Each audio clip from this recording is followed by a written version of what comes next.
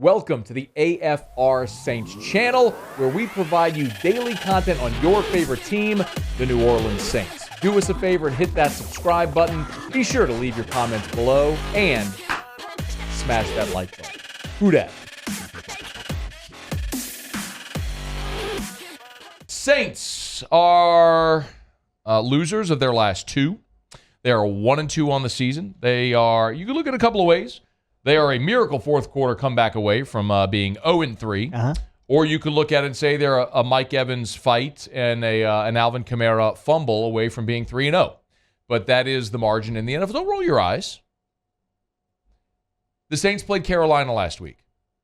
They lost 22-14. Alvin Kamara fumbled. It was a scoop and score. You had a field goal blocked and you missed a field goal. That's 13 points. You lost by 8. Football. I get it, but that's the margin in the NFL. The margin is, I talk about it all the time. The margin is so small in the NFL. Against Tampa Bay, similar. I mean, you had the Mike Evans fight with Marshawn Lattimore. Lattimore gets booted. They hit a deep pass to Perriman. I mean, it's the margin in the NFL is slim. So these games could go either way, but you got to find a way to win them, and the Saints aren't doing that right now. And the most concerning thing for me, I guess we could start just by talking about the fact that it looks like Jameis Winston is not going to play and Andy Dalton is going to start. This is the decision I think they should have made a week ago. God bless Jameis for trying to go with a broken back. I don't know how much of his play has been impacted by the back. I would imagine a lot. Again, he's got a transverse fracture of a vertebrae in his back. I don't know how you stand, let alone take hits and try to throw a ball and have torque and rotation of your waist. And it's incredible that he's even been out there for 2 games with this injury, but he has. And it looks like he's not going to play, and it'll be Andy Dalton. The question is, how effective can Andy Dalton be? Can he be any better? Can he be better than what Jameis was doing? Yeah. Oh, yeah. I think Jackson House from the Dunham School can be better than what Jameis has been doing. He's been throwing it to the wrong team, Matt.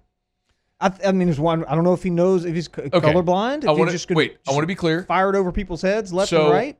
2 of his interceptions have been basically like punts, like deep balls that you're trying to make something happen. You throw a deep ball. So that's one thing. He had another pass that was intercepted off a deflection, which isn't necessarily his fault. Some of them are bad for sure, but not the number of picks. I think has gotten people maybe a little off kilter of what it actually is. The inaccuracy, undeniably, it's been a problem. The decision making, we've talked about some of those as well. I'm not defending it.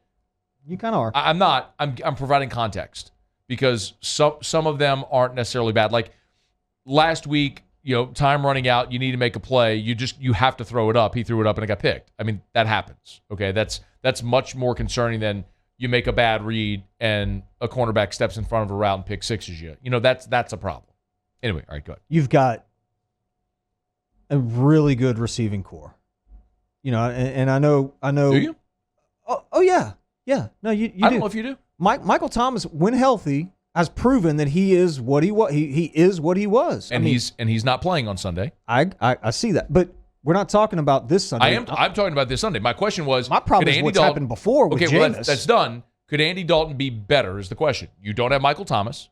Jarvis Landry is questionable for this game, so you'll have Chris Olave for sure, and probably an elevated Marquez Callaway. Maybe Tre'Quan Smith. He had a concussion. He has been a go this week, so I'd assume he'll be out there. And you know how I feel about Tre'Quan Smith.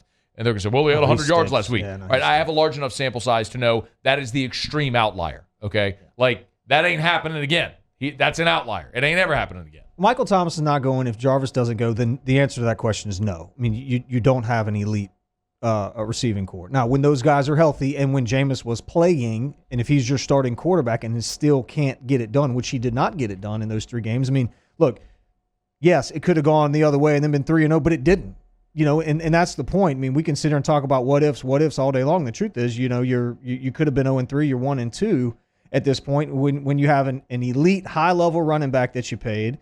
You've got Michael Thomas, you've got all these receivers. You talk about how good the defense is, and you still can't win games. Carolina stinks. I was not impressed at all with Tampa. I don't think Tampa Bay is a very good team. I really don't. I have talked about Tampa taking a step back all offseason. So I didn't want to hear like people are surprised about that because that's one where I will take a victory lap. I mean, I've talked about that for months. The issues with the offensive line, a 45-year-old Tom Brady, Chris Godwin coming off the torn ACL. Julio Jones is old. You talk about Rudolph, who's had the worst year of his career last year. You got no Gronk, aging running backs. I know Fournette's there, but like the defense has been spectacular in Tampa. They're better than I thought. But the offense, I'm not surprised at all. The offense, if you thought the offense was going to be good, maybe 5 years ago, all those players would have been exceptional. But no, like I'm not surprised by that. No, they're the Lakers. Specifically with Andy Dalton. The Bengals punted on Andy Dalton after 2019. He went to Dallas, went 4-5 in the 9 games he started there in 2020 when Dak was out. In 2021, he goes to Chicago. They label him QB1, all that stuff. He goes 3-3. They bench him and play Justin Fields. My point is, Andy Dalton today isn't what Andy Dalton was when he was going to the playoffs in Cincinnati routinely. So I don't know. I mean, I think Andy Dalton, healthy, is a better option than Jameis Winston with a broken back.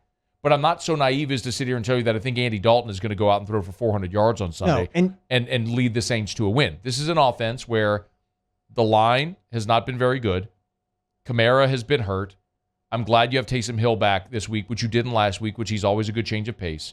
And without Michael Thomas and Jarvis Landry questionable, I don't know that this offense can score. And I'll tell you, if I'm going to take a victory lap on Tampa being bad, I'm going to tell you I was dead wrong on the Saints offense through 3 games. I thought this had the potential to be one of the best offenses in the league.